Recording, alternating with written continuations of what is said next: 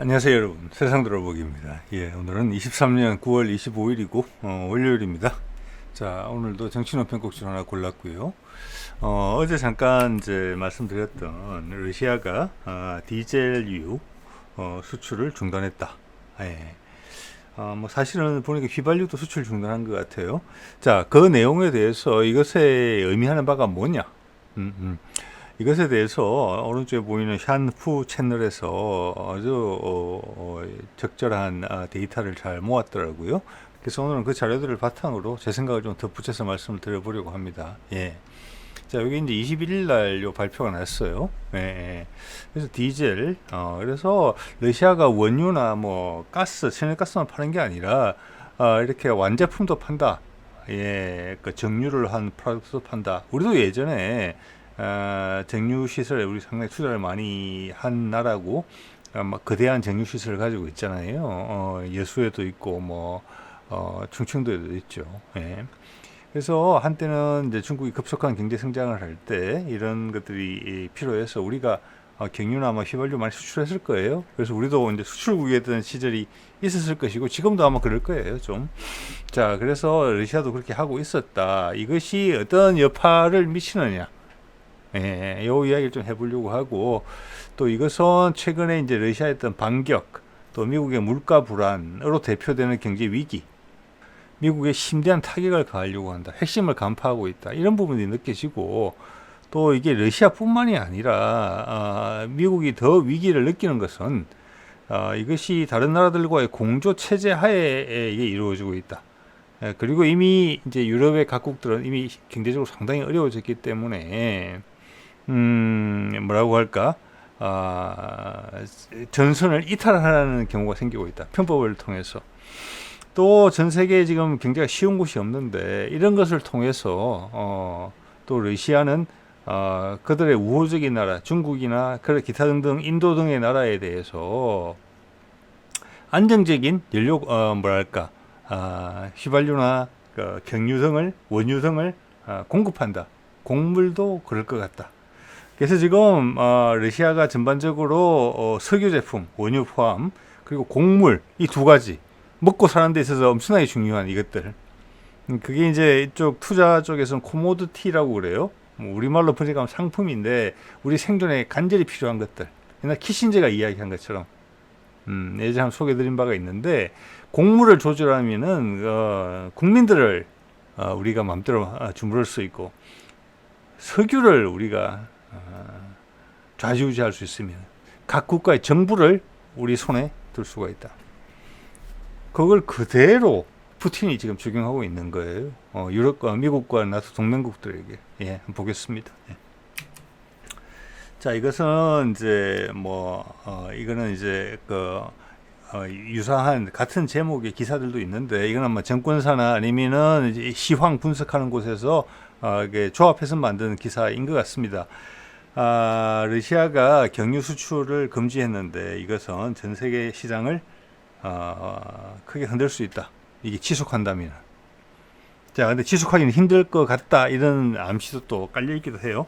자, 여기 데이터를 좀 볼게요. 이런 데이터가 찾기가 되게 어렵더라고요. 뭐, 원유 이런 거는 일반인들도 찾을 수 있는데, 그거 들어가면 휘발유나 뭐 경유 이렇게 들어가면은 그것은 좀 유료 보고서 차원으로 들어가는 그런 부분인 것 같아요. 자료를 좀 찾기가 어려웠습니다. 그래서 일단은 이 기사에서 언급하는 제 내용을 100% 수용하기로 하겠습니다. 하루에 100만 배럴, 하루에 100만 배럴이에요. 하루에 100만 배럴의 경유를 러시아가 지금 수출하고 있어요. 세계 시장에. 우리는 경유 잘 알잖아요. 이 기사가 친절하게 경유는 되게 중요하다. 뭐 수송 뭐랄까 이제 바다를 위한 수송에도 그렇고 뭐 생산에도 되게 중요하다고 이야기를 하지만, 이거는 하는 이유는 미국에서는 휘발유가 대세기 때문에 그런 거고, 우리만 해도 경유차가 얼마나 많습니까? 경유 없으면 큰일 난다는 거 바로 느낌으로 오죠. 자, 여기서 중요한 데이터는 하루에 100만 배럴을 수출하는데 그 100만 배럴이 전 세계에 유통되는 물량의 13%라는 거예요. 자, 여러분 생각해 보십시오. 13%가 갑자기 사라진 거예요, 시장에서. 당연히 값이 엄청나게 오르겠죠. 1.3%가 아니고 13%가 사라진 거니까. 예. 이게 또 러시아의 석유 감산, 원유 생산 감산, 사우디와 동조한 그거와 맞물려 있거든요. 이러면 이게 실제적인 13%라는 물량 자체가 없어진 것만 해도 엄청난 건데 여기에 심리적인 부분까지 엄청나게 주는 거예요. 여기서 러시아가 다른 카드를 또 하나 꺼낸다. 아니면 꺼낼 필요도 없이 곡물 분야에서의 압박,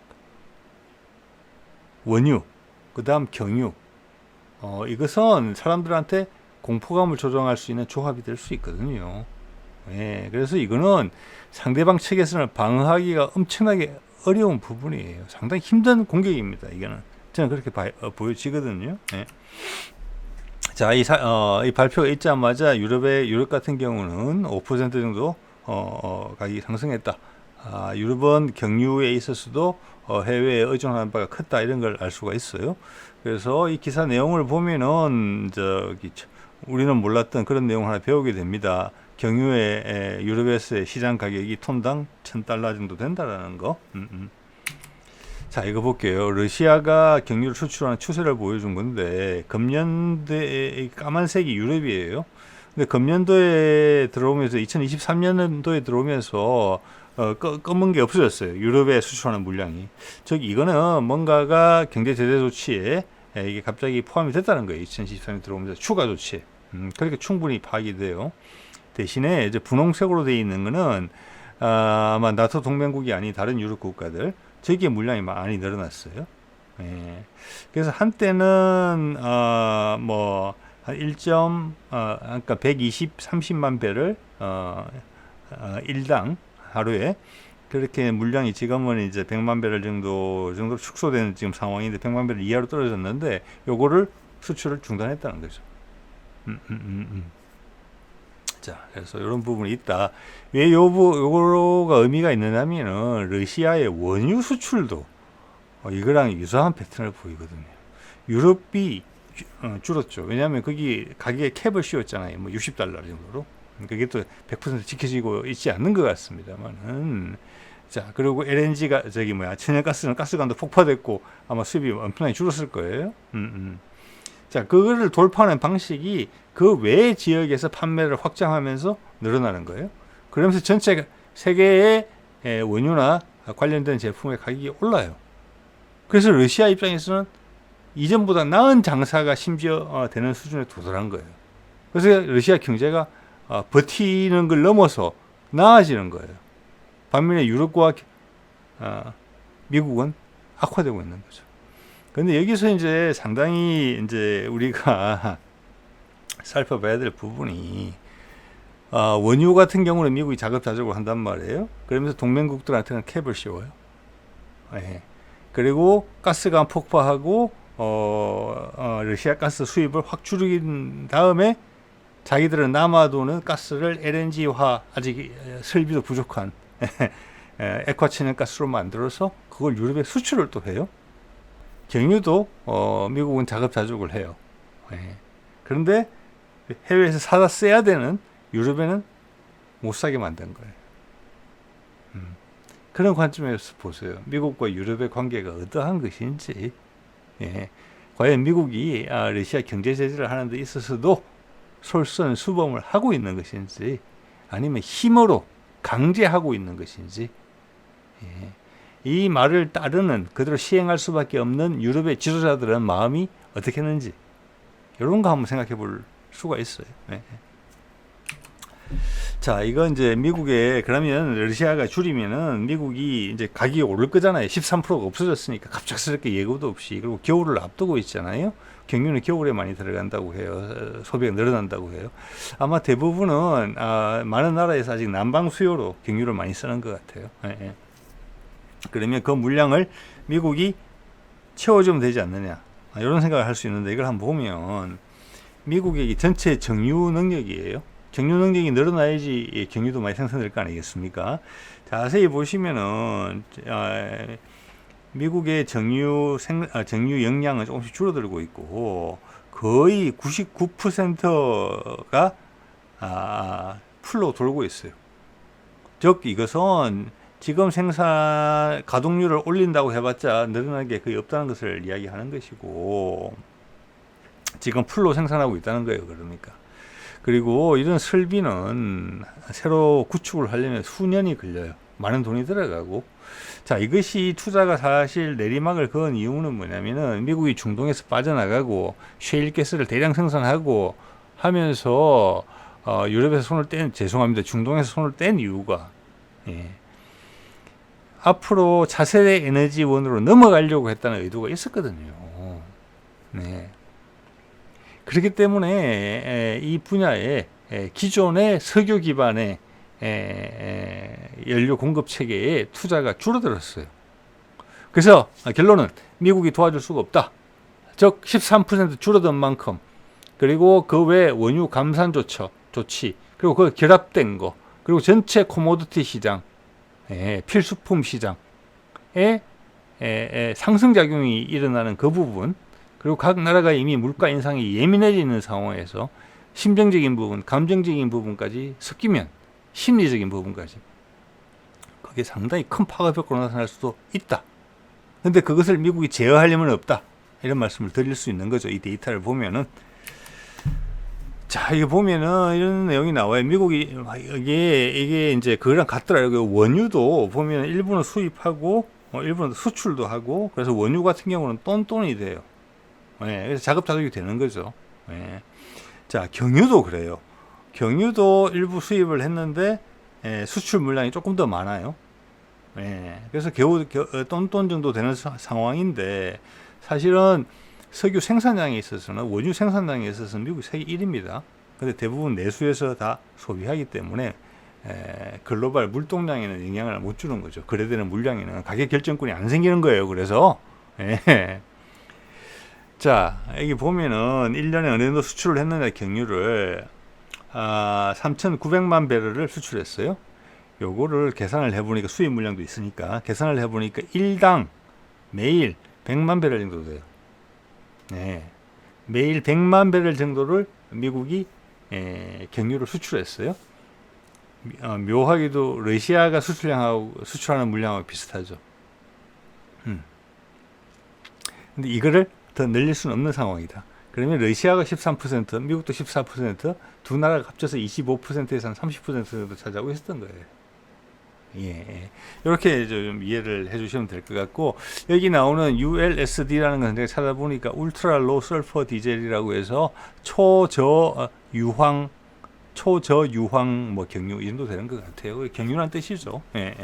그래서 전 세계 경유 시장에 있어서 러시아와 미국은 비슷한 비중으로 공급을 해왔는데, 그 중에 러시아가 떨어져 나갔다. 13% 정도 된다. 그것이. 그런데 미국은 그것을 메꿀만한 지금 영향이 안 된다. 단기간 내에 그 충격을 받아야 된다. 그들 내수 기름값도 당연히 경유값도 영향을 받겠죠. 물론 그들의 경유는 일반인들한테 별 상관은 없죠. 그래서 이런 상황에서는 지금 경유차나 경유를 많이 쓰는 유럽이 지금 타격이 훨씬 더 클 것으로 보여요. 그렇지만 경유는 산업적으로 많이 쓰인단 말이에요. 해상 운송이나 기차, 그리고 뭐 농업 같은 데도 많이 써요. 사실 유럽 같은 데서는 겨울에 난방용으로. 자, 이런 부분이 있다. 그래서 결과적으로는 미국도 경유값이 오를 것이라는 말씀을 드리는 거예요.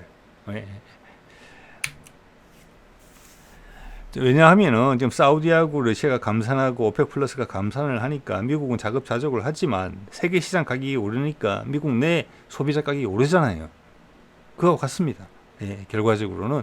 그런데 이제 휘발유에 대비해서 감정적으로 받는 타격, 심리적으로 받는 타격은 휘발유만은 못하겠죠. 그렇지만 산업계가 타격을 받을 수 있죠. 그 정도 말씀드릴 수 있겠고, 개인 소비자 차원에서도 심리적으로 큰 타격을 받을 수 있는 것은 유럽이죠. 디젤 차가 많으니까. 뭐 우리도 디젤 값이 지금 오를 걸로 예상을 해야 되겠죠. 자, 여기 보면은 이게 러시아가 지금 수출 중단을 한 것이 내수가 지금 수급이 안 맞아서 가격이 오른다. 그래서 내수 시장을 위해서 지금 수출을 중단했다. 이렇게 이제 핑계를 댄 건데, 이 기사 내용을 보면은 뭐냐면 작년에 이미 러시아의 정유 산업은 그들이 국내에서 필요한 디젤 양보다 2배나 많은 양을 이미 공급한 바가 있어요. 그래서 이거는 약간은 뻥이다. 이런 이야기, 핑계다. 자, 이것은 정치적인 수가 되게 깔려 있다. 자, 한 달 전쯤인가요? 얼마 전이 몇 주 전이죠. 석유 감산 러시아 저기 사우디와 합의한 거, 그리고 한 달마다 컨트롤하죠, 조절하죠. 물량을 조절합니다. 그다음 이어서 디젤 이렇게 가는 거라고 봐야 돼요. 그와 동시에 진행되고 있는 지금 곡물 수출권, 이런 흐름으로 지금 진행되고 있다고 봐야 되는 거예요. 예, 예, 예. 즉 상대방의 물가를 흔든다. 자, 이게 이제 푸틴의 무기인 셈이죠 지금. 예. 자, 그래서 JP 모건 같은 데서는 뭐 위기를 알리는 목소리도 나왔어요. 유럽이 지금 몇 년 전에 우크라이나 전 시작하면서 가스 공급이 이제 줄어들면서 가스값이 폭등했죠. 그때도 겨울에 고생을 많이 했고, 그 가스값 폭등한 것을 전부 다 민간한테 넘길 수가 없기 때문에 정부에서 많은 돈을 들여서 그 가격 인상분을 흡수했어요. 그게 좀 상당히 재정적으로 힘들게 하고 있단 말이에요. 유럽 국가들을. 그때보다 더 힘들 수도 있다, 이 이야기를 지금 하고 있는 거예요. JP 모건이. 자, 그리고 이제 곡물 이야기를 잠깐 드려보면, 이것도 제가 얼마 전에 언급을 드렸습니다만은, 자, 지금 러시아하고 유엔하고 또 터키하고 우크라이나가 합의했던 곡물 딜, 이게 뭐냐? 전쟁을 우리가 하고 있더라도 서로의 곡물 수출은 하게 하자. 예, 북해를 통해서 해상으로. 곡물은 분량이 많잖아요. 그래서 이제 그 지역을 관할하고 있는 터키가 들어갔던 거고, 또 예를 들면은 이제 어려운 나라에서 더 힘들 수 있다, 굶어 죽을 수가 있다 사람들이. 그래서 유엔이 들어간 거예요. 1년 동안 하고 봤더니 그들이 말한 대로 되지 않았다. 우크라이나 곡물은 유럽에 우선적으로 공급이 됐고, 러시아는 대금을 받을 수 있는 그런 여건을 조성해 주지 않았다. 다른 무역 금수 조치랑 똑같은 제재를 받았기 때문에 일방적으로 당했다고 이제 러시아는 판단을 하죠. 그래서 1년이었거든요. 1년 기간이 지나서 그게 7, 8월이었을 거예요. 그것을 연장 안 한다라고 일단 했고, 우리가 원하는 조건을 맞춰주기 전에는 연장 안 한다. 지금 일단 중단된 상태예요. 그러자 그 물량들이 바다로 못 가니까 이제 육상으로 해서 가까운 나라에 퍼지는 거예요. 퍼지니까 어찌 되느냐? 그 동네에 곡물값이 폭락을 해요. 이게 농민들이 반발하죠.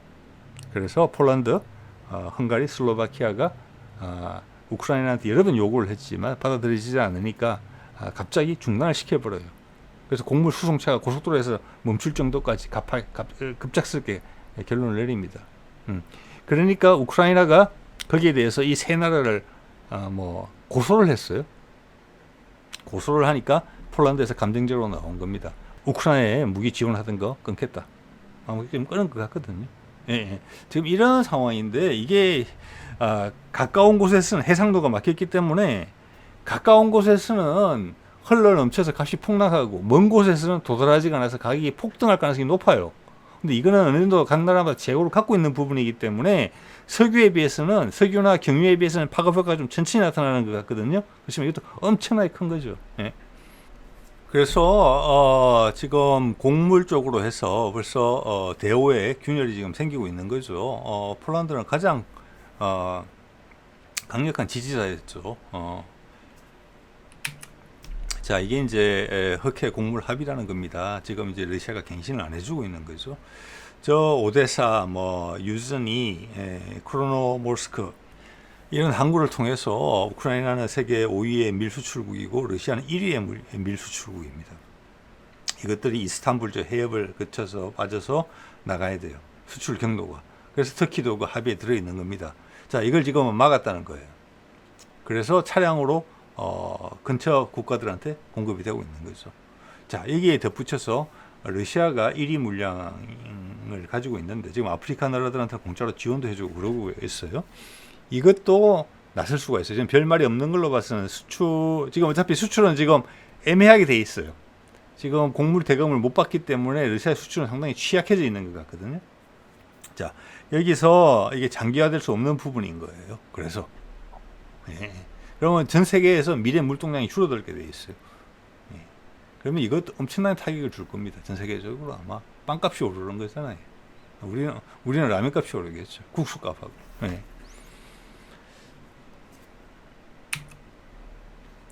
자, 그러자 이런 이제 이 기사는 뭐냐면은 인도가 7월 20일 날 갑작스럽게, 여기서 중요한 단어는 갑작스럽게입니다. 갑작스럽게 인도가 수출하는, 인도에 뭐 몇 가지 품종이 있는 것 같아요. 두 가지가 주요 품종이 있는데 제가 그것까지는 찾아보지 않았어요. 그 중에 한 가지 품종의 쌀의 수출을 바로 중단시켰어요. 갑작스럽게. 이것은 좀 전에 보여드렸던 흑해 곡물 딜이 파행으로 치달을 게 분명해졌을 때 그 타이밍에 움직인 것 같다는 지금 가정을 하게 만들거든요. 인도가. 즉 전 세계 곡물 시장이 흔들릴 것 같다. 자, 그러면은 인도는 지금 뭐 많이 개발된 나라라고 할 수는 없잖아요. 농업이 클 거예요. 국민들 먹고 사는 문제부터 해결해야 되는 나라예요. 사실은. 거기에 국내의 곡물값이 폭등할 수도 있다라는 짐작을 했고, 그렇기 때문에 수출 물량을 자른 거예요. 차라리 내부에 창고에 쌓아두자. 그거 충분히 연관이 있다고 봐지거든요. 가격 안정화하기 위해서 그랬다, 이렇게 이야기를 하거든요. 자, 이 말은 곡물 딜이 가지는 파급 효과를 보여주는 거예요. 밀이 아니고 이게 쌀이잖아요. 즉 전 세계 곡물 시장이 교란될 수 있다는 것을 의미하는 거예요. 네. 자, 여기서 러시아가 한 칼을 더 가지고 있다는 것을 의미해요. 작년, 금년에 풍년이래요. 우크라이나하고 러시아는 미래 생산이 좋대요. 근데 그게 전 세계에 안 갈 수가 있어요, 지금. 그리고 지금 미국의 판단으로 인해서 우크라이나 전이 계속 늘어지고 있거든요. 그래서 그게 동참했던 나토 동맹국들도 한 1년 정도 참으면 되겠다라고 했던 부분이 장기화되면은 이탈될 수밖에 없는 거예요. 그것을 폴란드가 보여줬다고 보고, 인도의 이런 움직임은 이 부분이 코모디티 부분에 곡물 부분도 크구나, 예, 이런 것을 반증한다고 봅니다. 예. 자, 이거는 저기 유럽과 미국의 지금 경유 재고를 보여주는 거예요. 이게 미들 디스틸레이시, 대부분 경륜구 같은 경유 더하기 등유일 수도 있습니다. 그래서 뭐 일단 경유로 보고요. 유럽 같은 경우에 보면은 지금 위에 이제 오렌지 색깔이 뭐냐면 5년 평균치예요. 재고 물량인데, 그리고 밑에 이제 회색선이 현재 물량이고, 보면 그러니까 9월 23일, 9월달, 죄송합니다. 23년 9월 기준으로 보면은 5년 평균치보다 이하예요. 예. 그러니까 이게 재고가 별로 없다는 거예요. 미국도 마찬가지예요. 오른쪽 끝을 보면 아시죠? 그래서 이것을 푸틴이 다 파악을 하고, 여기가 내가 건들면 상대방이 상당히 힘들어 하겠구나, 그렇게 된 것 같아요. 제가 봐서 밀 물량이나 이런 것은 이런 것보다는 좀 더 여유가 있을 것 같아요. 요새는 장기적으로 타기 더 크죠. 그거는 먹고 사는 거니, 먹는 거 문제니까 생명과 직결되는 거잖아요. 이게 없으면 오도로를 떨게 돼 있는 것이고, 유럽 같은 경우는 차가 운행을 못 하게 되는 거죠. 가격이 올라가면은. 자, 이렇기 때문에 골랐다. 경유를 이제 이런 추론을 가능하게 만드는 이제 데이터입니다. 예. 자, 여기 보면은 JP 모간에서 나온 게 이제 보고서 같은 의견인데, 무슨 내용을 이제 이야기하고 있느냐면 상당히 합리적이에요. 뭐냐? 경유를 쌓아둘 수 있는 시설이, 그것도 갑작스럽게 늘리기는 어려울 거 아니겠습니까? 그렇죠? 그게 지금 수출을 안 하면은 하루에 뭐 단순하게 이야기하면 100만 배를 수출했었으니까 생산 물량을 계속 뭐 유지할 거죠. 근데 그들의 러시아의 이유 핑계 자체가 수거 불균형을 해소하기 위해서니까 일단은 계속 생산한다고 보면은 하루 100만 배럴씩 수출하던 물량이 러시아 국내에 어딘가 쌓여야 돼요. 근데 그것을 보관할 수 있는 장소가 금방 찰 거다. 그래서 JP 모건은 몇 주가 지나면 곧 찬다. 그럼 수출이 재개될 것으로 본다. 이런 이제 전망을 내놓고 있어요. 나름 되게 합리적이죠. 근데 지금 러시아 푸틴이 일처리 하는 걸 봤을 때 이렇게 뻔한 카드를 상대방 압박용으로 쓰는 스타일의 사람이 아니에요. 제가 쭉 관찰하건데 수가 많은 사람이에요. 그래서 제가 오늘 이제 요 채널의 데이터를 인용한 이유가 명쾌하게 그 점에 대해서 설명을 해주기 때문에 그렇습니다. 이제 하이라이트가 나옵니다. 자, 이겁니다. 사우디가 러시아산 경유를 엄청나게 많이 수입한다는 거예요. 네? 그러면서 자국산으로 판다는 거예요. 수입 일단 했다가 아마 하역도 하지 않고 바로 파는 것 같아요. 배째로. 네. 사우디 제품으로. 메이드 인 사우디가 돼가지고. 그래서 지금 금융 제재망을 돌파하는 거예요. 그쪽에서도 알고 사는 거죠. 왜? 사야 되니까.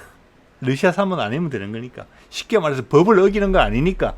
미국이 규정한 법을 어기는 거 아니니까. 그렇게 유통을 한다는 거예요. 그래서 사우디는 가만히 앉아서 돈을 버는 거예요. 예. 김살같이 대동강물 팔아먹는 것처럼 그래 팔아먹는 거예요. 그러면 러시아는 계속 파는 거예요. 그것을 하루에 100만 배럴씩 러시아에 있는 저장 탱크에 보관하는 게 아니에요. 더 높은 가격으로 시장에 지금 요동치잖아요. 발표 나자마자 5% 올랐잖아요. 더 높은 가격에 파는 거예요. 더 높은 가격에 평소 팔던 가격보다. 그럼 사우디는 거기다가 자기 마진 얹어서 또 파는 거예요. 이렇게 시장이 돌아가는 거예요. 이거예요. 네. 여기 나오잖아요. 제목이 잘 뽑아놨네요. 러시아 경유를 수입량이 급증했다. 러시아 경유에 대해서. 그리고 미국에 팔리기도 했다. 왜? 합법적이라는 거예요. 지금 이게. 네. 이게 미국이 정한 무역 제재가 붕괴되는 과정을 실시간으로 보여주고 있는 그림이라고 보시면 됩니다. 이렇게 무너지고 있어요. 네. 자, 거기다가 로이터에서 나온 기사인데 금년 8월에 작년 8월 대비 중국의 경유 수출이 3배가 늘었다는 거예요. 내용은 이유는 어떻게 설명하느냐? 이제 경유값이 올랐기 때문에 해외에서 자국에서 파는 물량을 땡겨다가 해외에서 값이 수익이 더 많이 나니까 해외로 팔았다는 거예요. 자, 여기서는 여러 가지 이제 이제 시나리오가 있을 수 있어요. 이걸 그냥 말 그대로 받아들일 수도 있어요.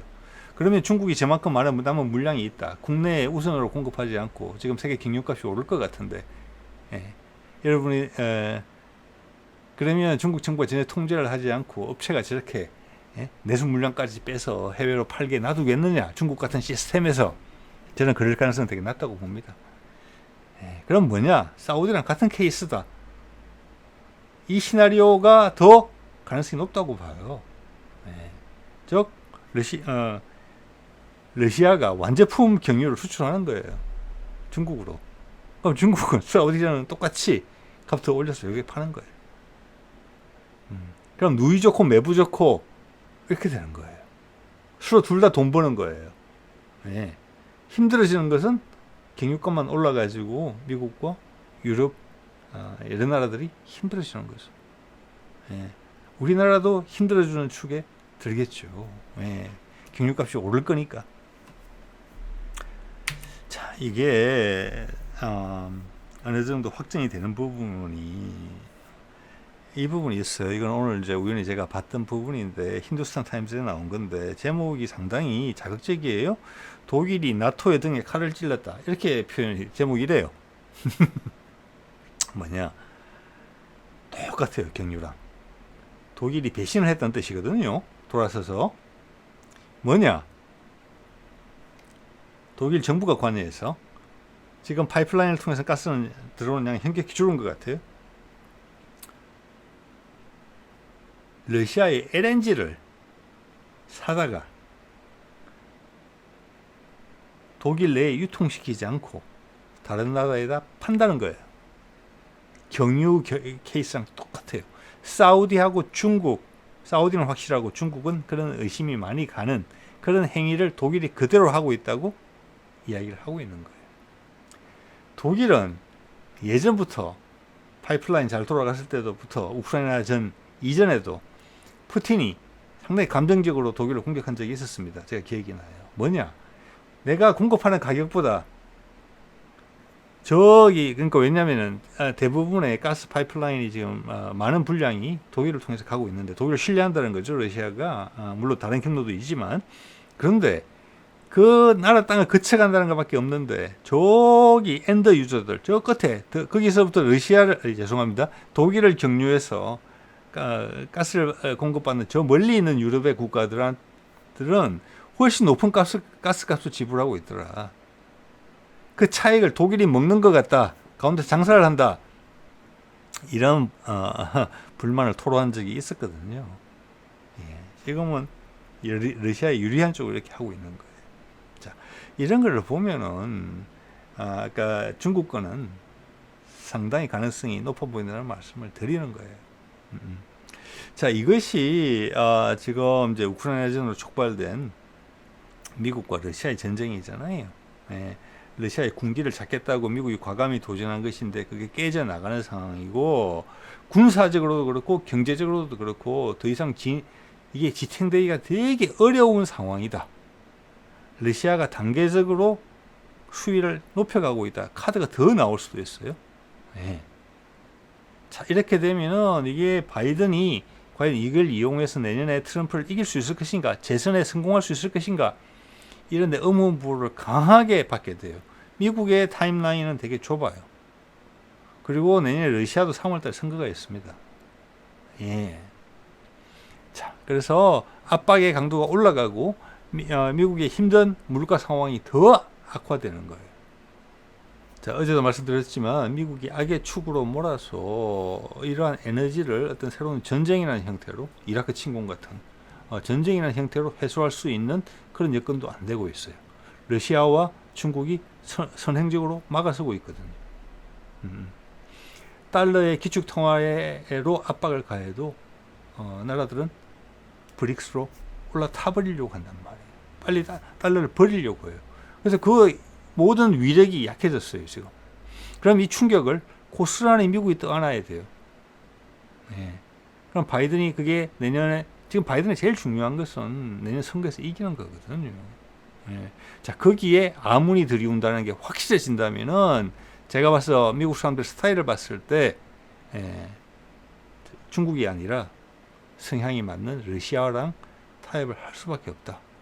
이런 구석으로 몰리고 있다.